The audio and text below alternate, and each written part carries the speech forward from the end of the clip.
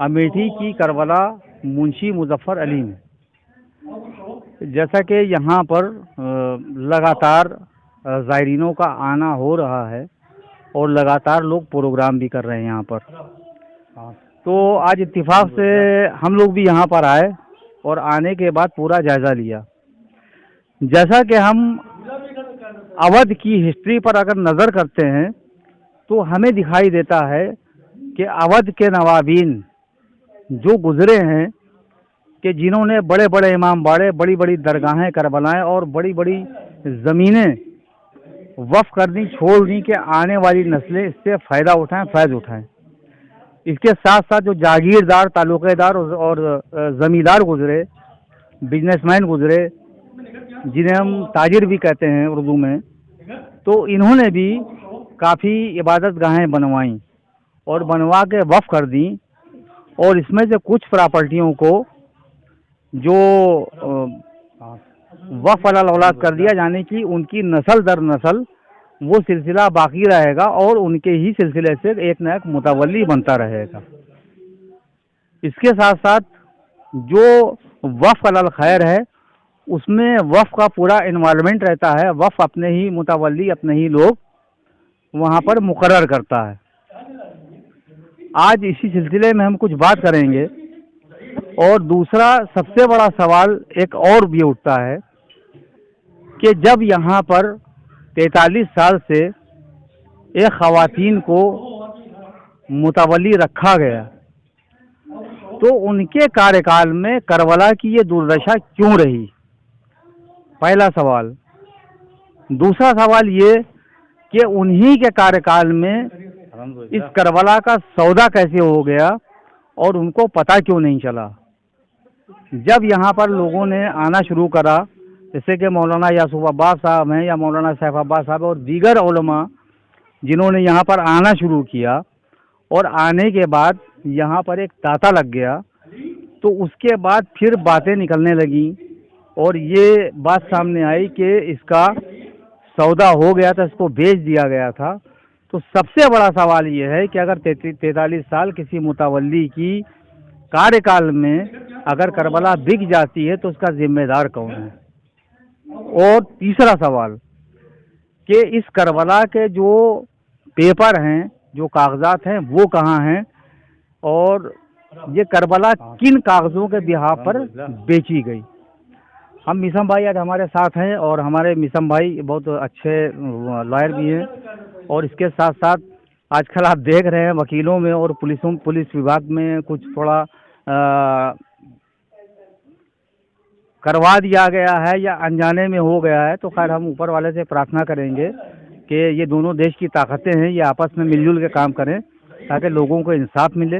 क्योंकि एक मुजरिम पकड़ता है, दूसरा उसको, पीड़ित को इंसाफ दिलाता है, तो दोनों का बड़ा सम्मान और बड़ा योगदान रहता है। मिसम भाई ये बताइए इस बारे में आप क्या कहना चाहेंगे कि जैसे कि आज के दौर में हम देख रहे हैं कि वफ़ की प्रॉपर्टी पर कब्जा जताना और वफ़ के लिए बिल्कुल ऐसे बेचैन हो जाना जैसे आदमी स्वर्ग के लिए या जन्नत के लिए बेचैन हो रहा हो कि बस हमको मिल जाए, इसके बारे में आप क्या कहेंगे?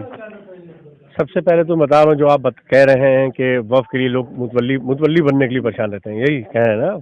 मुतवल्ली बनने के लिए या चेयरमैन बनने के लिए या अपनी अपनी कमेटियां लाने के लिए। हम उनका शुमार यजीदी फ़ौज में करते हैं, जो लोग वफ़ को नुकसान पहुंचाते हैं, वफ़ की ज़मीनों को लूटते हैं, बर्बाद करते हैं, प्लाटिंग करते हैं, बिजनेस करते हैं, उनको मैं बिल्कुल यजीदी फ़ौज का मेंबर समझता हूँ। और जहाँ तक अभी आप बता रहे हैं कि मुतवल्लियाँ 43 साल से थी, ये सवाल आप मौलाना कल्बे जवाद साहब और चेयरमैन साहब से, उनसे आप करिए कि भाई अब इनको रिपीट क्यों किया। भाई देखिए, ऐसा है, मौलाना साहब से या चेयरमैन साहब से सवाल करना कौम का काम है, क्योंकि जो ये समाज है हम कर रहे हैं। हाँ, तो ये सवाल जो है, हाँ, ये सब समाज करे ये सवाल। ये बेशक आप ये कह रहे हैं, ये सवाल को तो हम आप नहीं कर सकते और उसको कौम करे कि अगर 43 साल में कोई काम नहीं हुआ है तो उनको रिपीट क्यों किया गया। भाई क्योंकि आप भैया मीडिया से हैं, हम अगर से किसी चीज़ की खबर चलाते हैं या दिखाते हैं तो जो अपोजिशन है या जो उनके लोग हैं वो बिना वजह जो है वो मीडिया को दोषी ठहराते हैं। नहीं मीडिया और सबसे बड़ी बात, हमने जितनी भी वीडियो चलाई है वो तथ्यों के आधार पर, सबूतों के आधार पर चलाई। मेरी किसी से कोई पर्सनल दुश्मनी नहीं है, ना कोई हम लोग उस मीडिया से हैं कि भाई मोटी गड्डी मिल गई उसके बाद कोने किनारे बैठ गए। हम जो है सच्चाई के लिए लड़ते हैं और सच्चाई सामने लाना हमारी कोशिश ये रहती है, क्योंकि हजारों लाखों करोड़ों लोगों का आज भी मीडिया पर विश्वास है। मिसम भाई, जैसा आप बता रहे हैं कि कैसे बना दिया गया, फिर से रिपीट कर दिया गया, और जो मुतवल्ली बनने बेचैन रहते हैं बेचने बांटने के लिए, मैं इसलिए कर रहा हूँ क्योंकि आप कानून से जी, मैं बिल्कुल आपको उसी पॉइंट पे आ रहा हूँ आपके। ये सबको मैं जदीद फौज का वो लुटेरा समझता हूँ जो वक्त को नुकसान पहुंचे, लूटे लाटे। ठीक। दूसरी बात ये रही कि इमाम ने कहा था कि हर जमीन करबला, हर दिन आशूरा है, और हमको सबको इमाम और अल्लाह के सामने जाना है। जो भी उसकी मिल्कियत बर्बाद करेगा, मस्जिद इमाम बाड़े पे कब्जा करेगा या उसकी ज़मीन बेचेगा, तो वो किस मुंह से नमाज में जा कहता है या अल्लाह हमें जन्नत में मेरा घर बन जाए, जब वो यहाँ जो है इमाम की चीज़ें, अल्लाह की चीज़ें नहीं बचा पा रहा है और उनसे उम्मीद कर रहा है कि वहाँ बचा लें। ये सब गलत है। और जो यहाँ ज़मीनें बिकी हैं उसकी जांच होना चाहिए कि किन कागज़ों के आधार पे वो ज़मीनें यहाँ बिक चुकी हैं पहले। भाई सबसे बड़ी बात ये है कि जिसका कब्रिस्तान के ऊपर रोलर चलाया गया, मैंने वहाँ की बाइट भी ली थी जाकर, तो जिन लड़कों के खिलाफ कंप्लेन कर दी गई कि जबकि उनका कोई इन्वॉल्वमेंट भी नहीं था, हम लोग ऐसे ही अंदाजे से पूछते पाछते वहाँ तक पहुँचे थे। उसमें किसी भी गांव के या यहाँ के रहने वाले किसी व्यक्ति ने ना हमें बताया था ना हमें पहुँचाया था। भाई देखिए, मीडिया का काम ये है, मीडिया सच्चाई की खोज में रहती है, हम भी इन्वेस्टिगेट करते हैं क्योंकि हमारी जिम्मेदारी रहती है, हमारी भी जवाबदेही रहती है। आप देखिए कि नवाबी ने जो अवध थे हमारे क्या, उन्होंने कितना काम किया। देखिए कि अपने खुद के घर नहीं बनाए। आज हम लोग अपनी पहले घर बनाते हैं, फिर इमाम बाड़ा या दरगाह या मस्जिद पर ध्यान देते हैं। उन्हीं ने क्या किया, सब कुछ मौला के नाम बनाया, वहीं अपनी कब्र बना ली। उनका कोई घर नहीं है।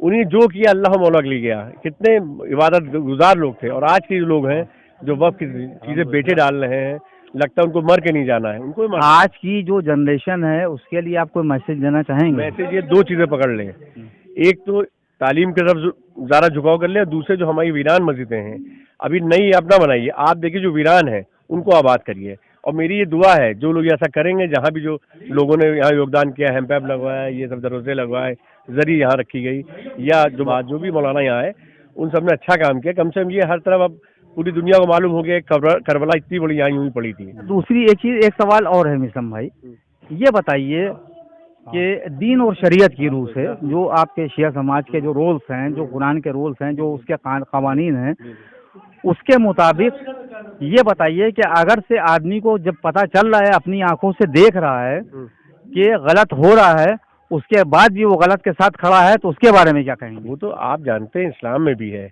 अगर कहीं जुल्म हो रहा है और आप चुपके बैठे हैं, आप पर जितनी ताकत हो जुल्म का उसी तरह से विरोध करिए। इमाम हुसैन भी आराम से बैठे रहते, यजीद अपनी शरीयत चला रहा था। इमाम को क्या पड़ी थी करबला के सहरा में जाके सर कटाने की? उन्हीं ने जो भी किया हम लोग इंसानों के लिए किया। इमाम हुसैन ने आप ये ना सोचिए शियों के लिए किया।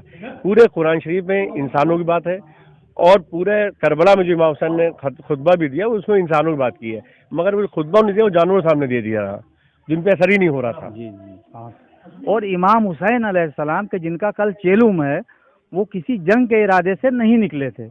अगर जंग के इरादे से निकले होते तो अपने परिवार के साथ न निकले होते, कि जिसके अंदर उनकी पत्नी भी थी और उनके बच्चे भी थे, जिसमें 6 महीने का एक बच्चा अली असगर के जिसको करबला के मैदान में शहीद कर दिया गया था, और 4 साल की बेटी सकीना इसके साथ। इमाम हुसैन का पैगाम सबके लिए आम है कि सब मिलजुल के रहें, सब अच्छे से रहें, और आपस में कोई धार्मिक, कोई जातिवाद भेदभाव न हो। चाहे वो मुसलमान हो, चाहे हिंदू हो, चाहे सिख हो, चाहे पंजाबी हो, उनका मैसेज ये है कि सब मिलजुल के रहें और बुरे वक्त में एक दूसरे की मदद करें। मैं हूँ शरमबेरी समाचार से फजल अब्बास। नमस्कार, जय हिंद।